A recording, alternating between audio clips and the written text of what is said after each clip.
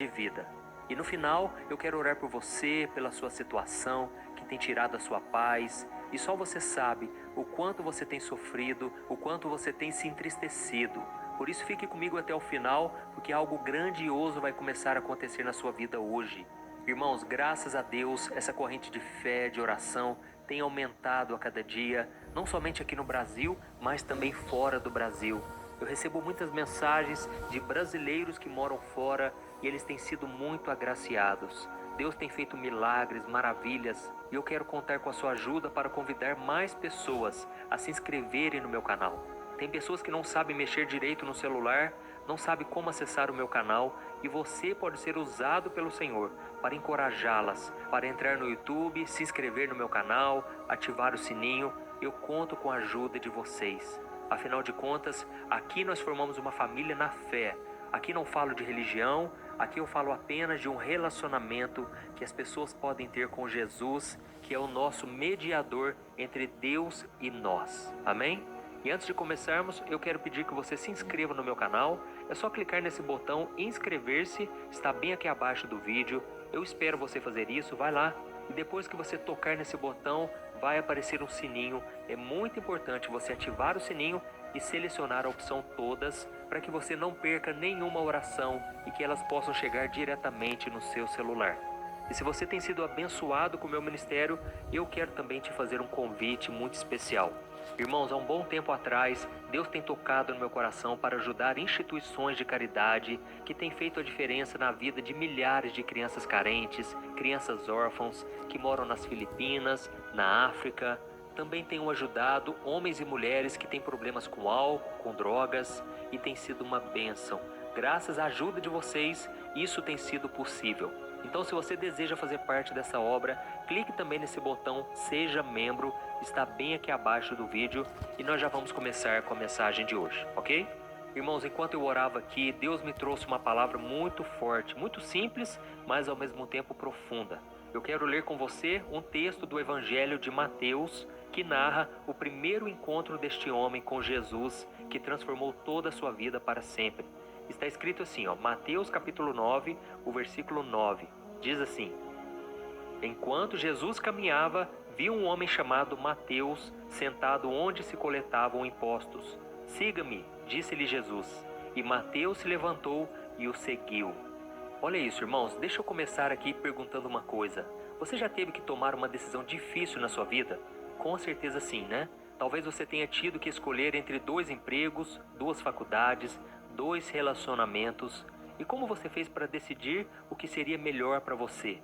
Quais são os critérios que você costuma usar para avaliar as suas opções? Você avalia também quais podem ser as consequências de cada escolha? Aqui na Bíblia nós encontramos a história de 2 homens que tiveram que tomar uma decisão muito importante em um momento inesperado. Um deles se chamava Mateus e o outro a gente não tem um nome revelado nas Escrituras. A verdade é que eles eram judeus de classe alta, homens importantes naquela sociedade, e eles procuravam viver de acordo com os mandamentos de Deus, e eles tinham interesse em saber mais sobre a salvação. Aí um dia, enquanto Mateus estava fazendo o seu trabalho, que era cobrar impostos das pessoas, ele viu Jesus passar por ali. E Jesus era um mestre que ensinava a respeito do reino de Deus. Jesus fazia milagres de cura, libertação, e muitas pessoas seguiam ele e o admiravam. Mas apesar de Jesus ser um líder religioso, ele não era como os outros mestres da lei, que estavam sempre desprezando os cobradores de impostos e qualquer pessoa que fosse considerada pecadora. Mas Jesus se aproximava dessas pessoas com amor e com compaixão.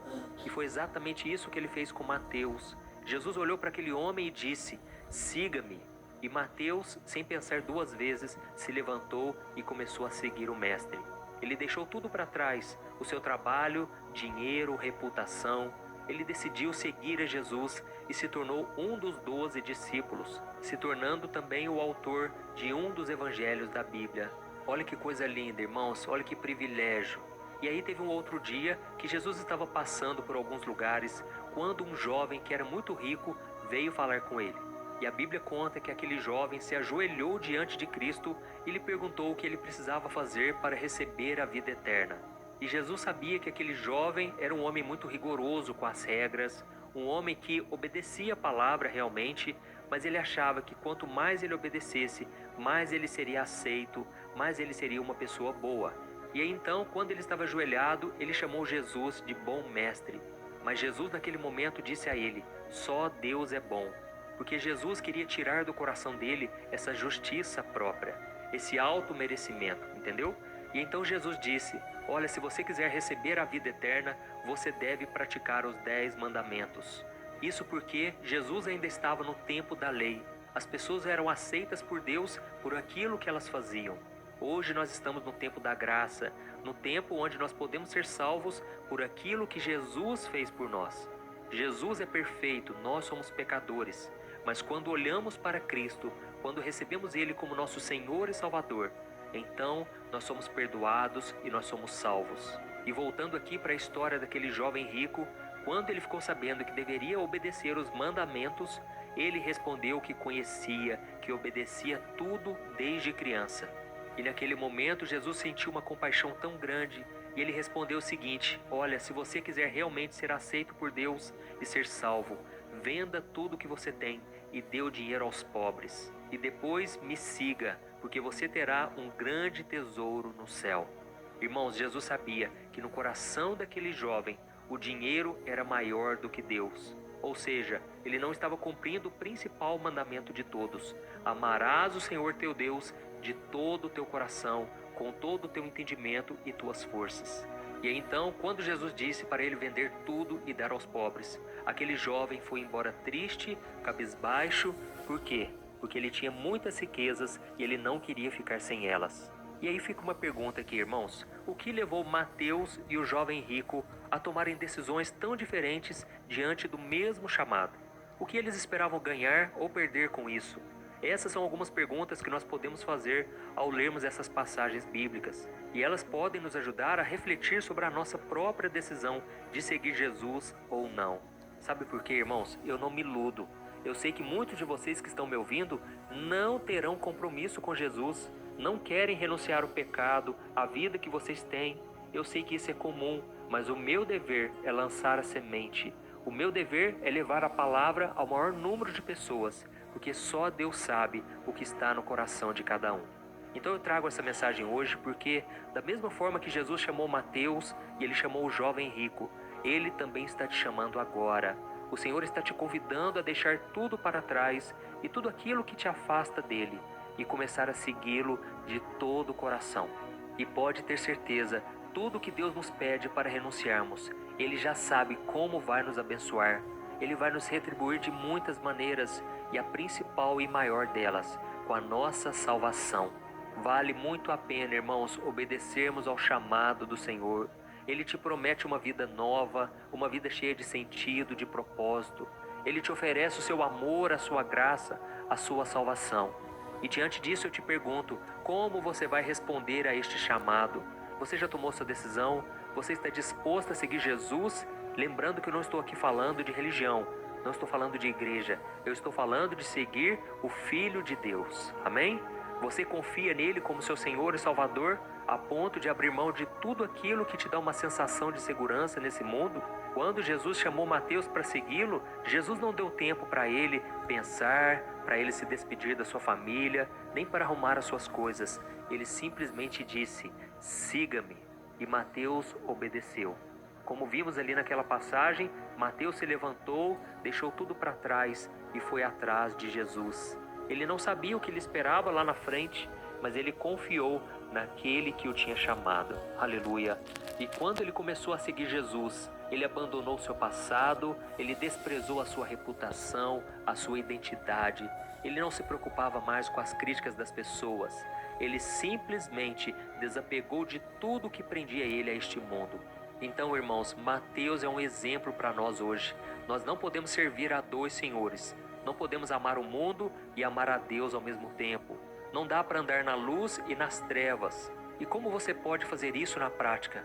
Deixando de praticar um pecado que te escraviza, um vício que te domina, um hábito que te prejudica, entre tantas outras coisas. É através da oração, da busca pelo Senhor, que Ele vai tirando de você esse coração com maldade, esse coração que é voltado para as coisas terrenas, e Ele vai te dando um novo coração. Amém?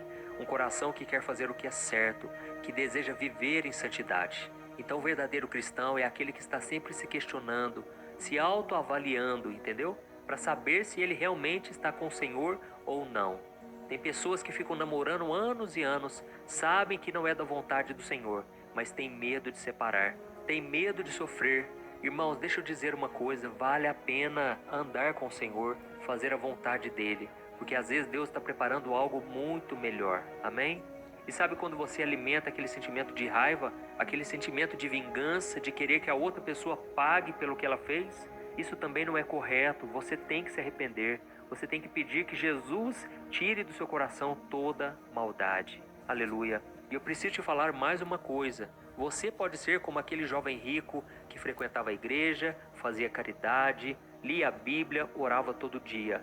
Mas isso não adianta se você não amar Jesus, amar a Deus sobre todas as coisas, tá ok? E tem mais duas coisas importantes que você precisa aprender hoje com o discípulo Mateus. A primeira delas é que abandonar o passado também significa aceitar o perdão de Jesus.